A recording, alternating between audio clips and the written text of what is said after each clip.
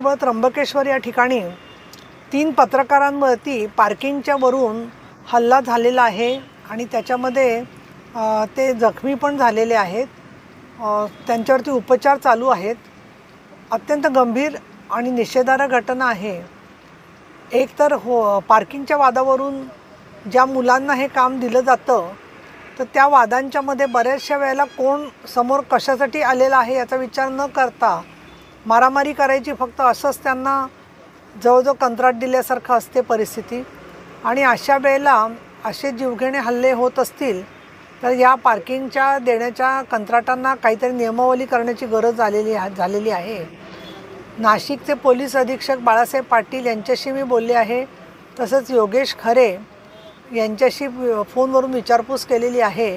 किरण ताजणे जे आहेत ते हॉस्पिटलमध्ये ICU मध्ये आहेत, परंतु त्यांच्या तब्येतीच्या संदर्भात देखील डॉक्टरांशी मी बोलते आहे। आणि अभिजित सोनावणेंना, किरण ताजणे यांना आणि योगेश खरे तिघांनाही विचारपूस करत असताना तुम्ही जास्त ताण न घेता या सगळ्याचा पाठपुरावा करण्याचं आमचंही कर्तव्य आहे। आम्ही त्याच्यात तुमच्या सोबत आहोत। याबाबत मी स्वतः लक्ष घातलेलं आहे। माननीय मुख्यमंत्री देवेंद्र फडणवीस, माननीय उपमुख्यमंत्री एकनाथजी शिंदे यांच्याकडे मी या संदर्भातली माहिती पाठवत आहे।